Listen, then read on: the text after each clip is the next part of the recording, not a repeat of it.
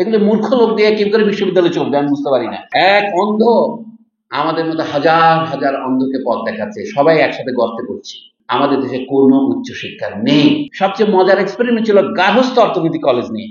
সম্প্রতি সেদিক দিয়ে যাচ্ছিলাম, আমার গাড়ি নাই তো অন্যের গাড়িতে যাচ্ছিলাম, হঠাৎ দেখি college of applied human science. গার্হস্থ্য অর্থনীতি কলেজের নাম বদলাই দিচ্ছে, আলহামদুলিল্লাহ। আমি বললাম যে আমি বহুদিন বলেছি গার্হস্থ্য অর্থনীতি কিসে, শুধু মেয়েরা সেলাই শিখবে, রান্না শিখবে, শিশু প্রতিপালন শিখবে।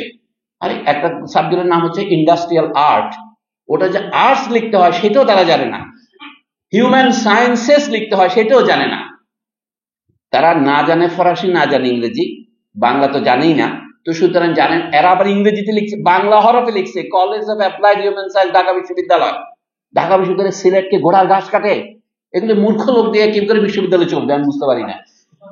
অর্থাৎ তারা একটা ইংরেজি শব্দের বাংলা করতে পারে না, অ্যাপ্লাইড সায়েন্স হিউম্যান সায়েন্সের বাংলা করতে পারে না। এই হচ্ছে আমাদের দেশের শিক্ষার দুরবস্থা। এই জন্যই বলেছি, অকারণে বলিনি, আমাদের দেশে কোনো উচ্চশিক্ষা নেই। উচ্চশিক্ষা থাকে এই ধরনের কুশিক্ষা হয়, অশিক্ষিত থাকা ভালো, কুশিক্ষিত হওয়ার চাইতে। এক অন্ধ আমাদের মতো হাজার হাজার অন্ধকে পথ দেখাচ্ছে, সবাই একসাথে গর্তে করছি, তাই না? এই হচ্ছে উচ্চশিক্ষার অবস্থা। এই হচ্ছে নবম শ্রেণীতে বিজ্ঞান এবং বাণিজ্য বিভাগ সৃষ্টি করে সৃষ্টি সুখের উল্লাসে আজ চোখ হাসে। কি আশ্চর্য ব্যাপার। তা এখন উচ্চশিক্ষার কথা আমি আর বলবো না, আপনারা জানেন কি করে পড়াতে হয়। কেউ ভেবে দেখেছেন কি এত বেদনাদায়ক হবে কেন ভাষা শিক্ষা? এটা আনন্দের কথা হওয়া উচিত। একটা বিদেশি ভাষা শিখতে সাধারণ মানুষের 3 বছরের বেশি লাগার কথা নয়, যদি আপনি উপযুক্ত পদ্ধতিতে উপযুক্ত শিক্ষকের মাধ্যমে শেখেন। একটা ক্লাসে 10-এর বেশি ছাত্র থাকলে শিক্ষকের পক্ষে সবাইকে এটা বলতে, শুনতে, লিখতে, পড়তে, এই 4টা যে বলি 4 skills, reading and writing, speaking and listening, আপনি শোনানো সম্ভব নয়। তা আপনি এই মস্করা করে মানুষের সময় নষ্ট করছেন কেন? তাহলে আমাদের বহু শিক্ষক ছাত্রের অনুপাত একটা মৌলিক প্রশ্ন। তো শিক্ষক ছাত্রের অনুপাত পৃথিবীতে শ্রেষ্ঠ অনুপাত হচ্ছে 1 বনাম 1। তো সেটা তো সম্ভব না।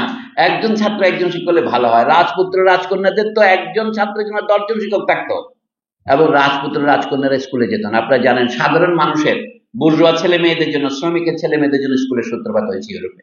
প্রথমে গির্জার পাশে শুরু হয়েছে, পরে অন্যান্য জায়গায়। সেই কাহিনী আপনারা জানেন। শুধু আমি বলতে চাই, এখন যে গণতান্ত্রিক বিশ্ব, আমরা যে গণতন্ত্রের স্বপ্ন দেখছি, সেটার মাপে বলছি শিক্ষক ছাত্রের অনুপাতকে একটা যুক্তিসঙ্গত সীমায় না আনলে ভাষা শিক্ষাও হবে না, গণিত শিক্ষাও হবে না। শিক্ষকের যে ক্ষমতা, আমরা শিক্ষকদের ট্রেনিং দেওয়ার জন্য ব্যবস্থা করতে পারি। অর্থাৎ শিক্ষক প্রশিক্ষণ বিদ্যালয় যদি যথেষ্ট না থাকে, তাহলে আমাদের বিশ্ববিদ্যালয়ের শিক্ষা ঠিকভাবে হবে না। আমাদের পদে পদে সমস্যা। আপনি বলে এত সর্বাঙ্গে ব্যথামোর ওষুধ দেবো কোথা থেকে শুরু করব? এই জন্য শুরু করা উচিত প্রাথমিক শিক্ষা থেকে। আমি আলোচনার খাতিরে বলছি, প্রাথমিক শিক্ষা 6 বছর ঠিকভাবে দেন, তারপরে 6 বছর মাধ্যমিক শিক্ষা দেন। এরপরে শিক্ষকই দক্ষ করবেন। প্রথম 6 বছরকে শিশুকে শুধু মুখস্থ করাইতে হয়। অনেকে মুখস্থ করতে বিরুদ্ধে, কিন্তু এই মুখস্থ বিদ্যা ইউনিভার্সিটিতে এসে চালায় উগড়ে দিলে চলবে না, তাই তো? কেন আমরা তো মাতৃভূমির লোক। তো মাতৃভাষা না বলে পিতৃভাষা বলতে পারেন, যেটাই বলেন না কেন, মায়ের ভাষা বলি কি জন্য? এটা অনুকরণ করে শিশু শেখে। শিশুর প্রথম, আমি এবার কোনো শপথ করছি না, প্রথম 6 বছর শিক্ষা হচ্ছে অনুকরণমূলক শিক্ষা। এইটাকে ইংরেজিতে বলে অ্যাক্টিভিটি, এইটাকে বলে অ্যাক্টিভ লার্নিং।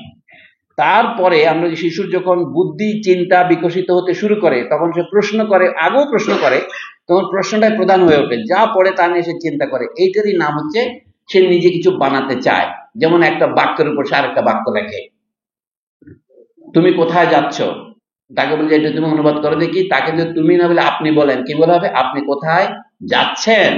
এই যে করেসপন্ডেন্স, কর্তা বদলালে আপনার ভাগ্য বদলাবে। এইগুলি শিশু বুঝতে পারে, সেটা মুখস্থ করে না, সে তৈরি করতে পারবে।